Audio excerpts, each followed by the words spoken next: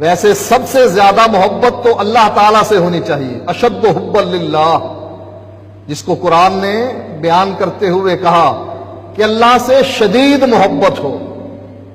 اللہ سے محبت کے بعد کس سے محبت ہو؟ وہ محمد الرسول اللہ صلی اللہ علیہ وسلم سے۔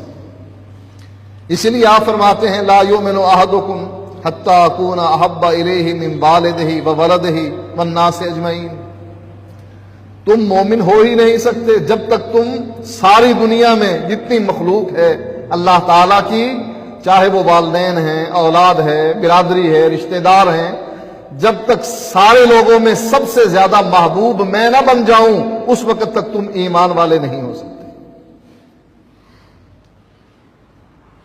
اور محبت کی دلیل کیا ہوتی ہے؟ محبوب کی اداؤں پر مرنا، محبوب کے اشارے پر عمل کرنا، جیسے اللہ کے نبی کے صحابہ تھے۔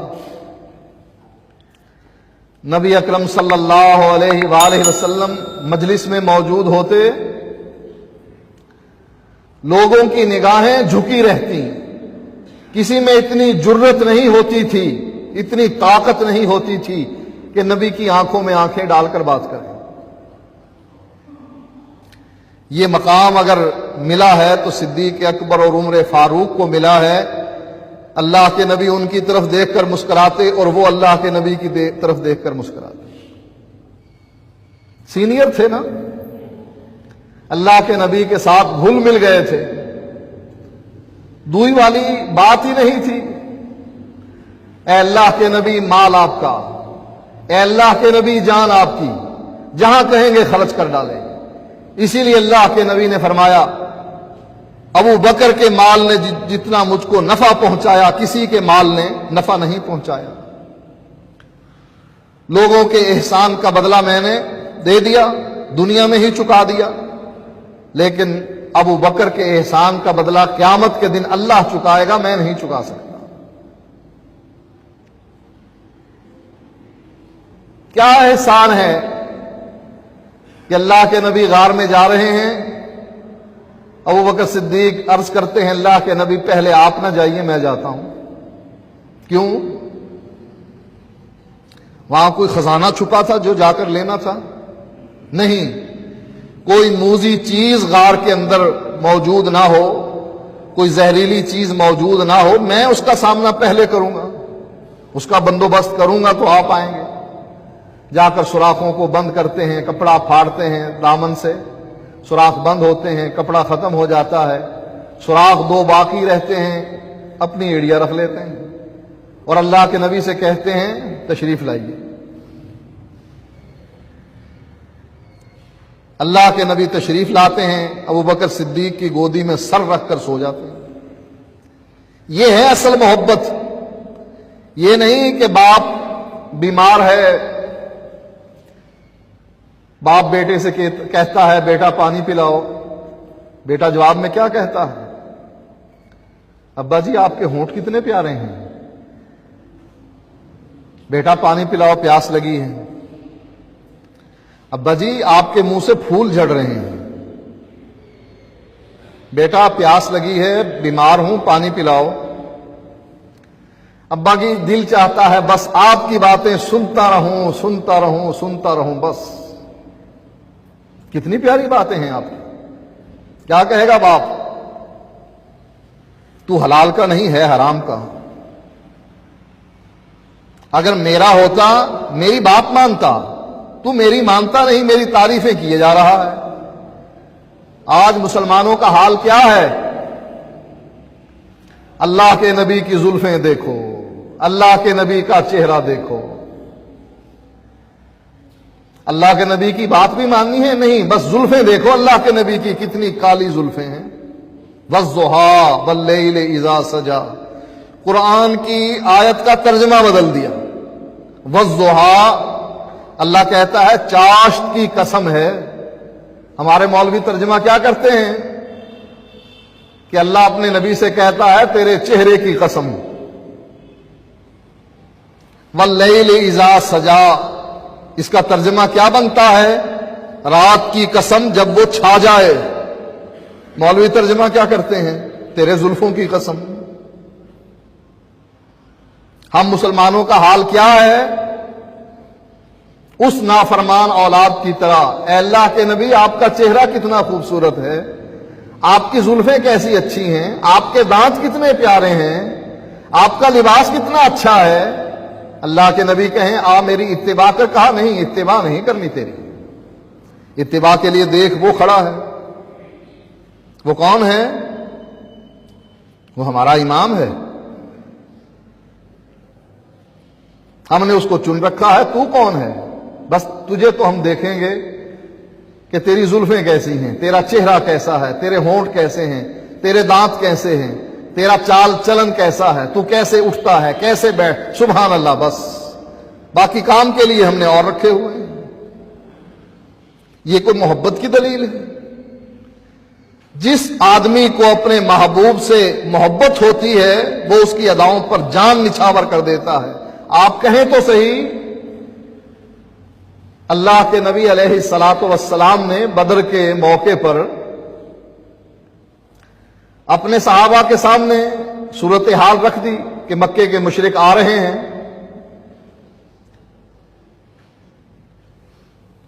اس کے لیے کوئی انتظام کریں، کیا کرنا چاہیے، رائے دیں.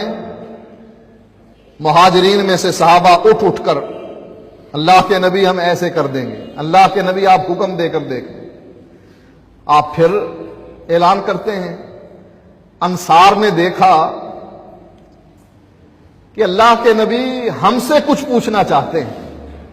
جب بار بار مہاجر صحابی اٹھتا ہے اللہ کے نبی پھر اعلان کر دیتے ہیں، رائے پوچھتے ہیں. تو حضرت سعد تھے غانبل رضی اللہ تعالیٰ عنہ اٹھ کر عرض کرنے لگے اللہ کے نبی آپ اجازت دیں، ہمیں آپ ہمیں حکم دیں. آپ اگر کہیں گے نا یہ سمندر ہے اس میں اپنے گھوڑے ڈال دو، ہم سمندر میں یہ نہیں دیکھیں گے کتنا گہرا ہے، یہ ہماری موت کا سبب بن جائے گا، ہم مر جائیں گے اس سمندر میں ڈوب کر، ہم یہ نہیں دیکھیں گے، بلکہ آپ کے کہنے کی دیر ہے اور ہم اپنے گھوڑے سمندر کے پانی میں ڈال دیں. اللہ کے نبی کا چہرہ کھل اٹھا کہ جن کے ہم مہمان بن کر آئے ہیں، انصاری ہمارے میزبان ہیں، ان کا بھی ارادہ یہی ہے کہ اللہ کے نبی آپ حکم دیں، جو کہیں گے کریں گے. یہ ہے محبت کہ اللہ کے نبی آپ حکم دے کر دیکھیں، جیسے آپ کہیں گے ویسے ہم کریں گے. یہ کوئی محبت نہیں کہ اللہ کے نبی آپ کے ہونٹ مجھے اچھے لگتے ہیں، آپ کی زلفیں اچھی لگتی ہیں، لیکن بات آپ کی نہیں ماننی.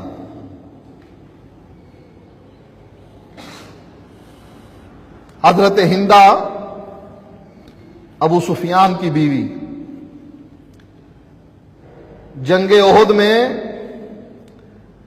نبی کے چچا حضرت حمزہ کا پیٹ چاک کر کے کلیجہ چبانے والی،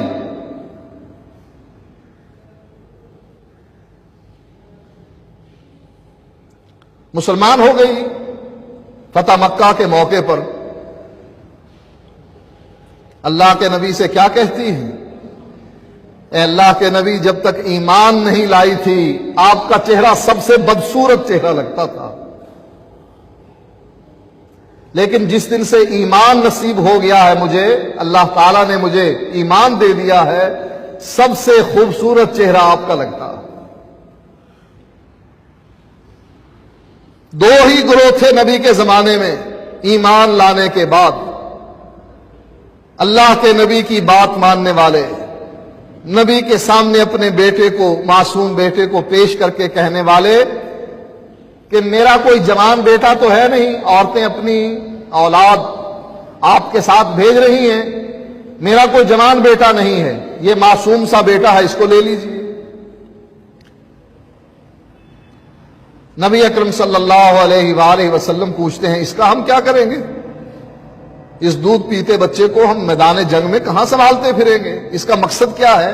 کیوں دے رہی ہو؟ کہا اللہ کے نبی ماؤں نے اپنے بیٹے آپ کے ساتھ روانہ کر دیے، میرا کوئی جوان بیٹا نہیں ہے، یہی معصوم سا بیٹا ہے، اس کو لے جائیے جہاں آپ بیٹھے ہو نا وہیں اس کو لٹکا دیجئے، جو تیر آئے اس کو لگے آپ بچ جائیں۔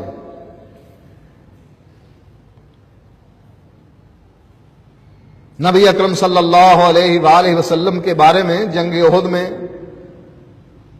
خبر مشہور ہو گئی کہ اللہ کے نبی شہید ہو گئے۔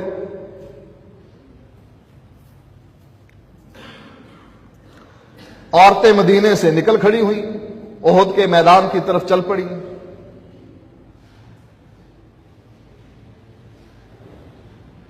اس عورت کو کہا گیا تیرا بیٹا تھا نا، وہ اللہ کے راستے میں شہید ہو گیا۔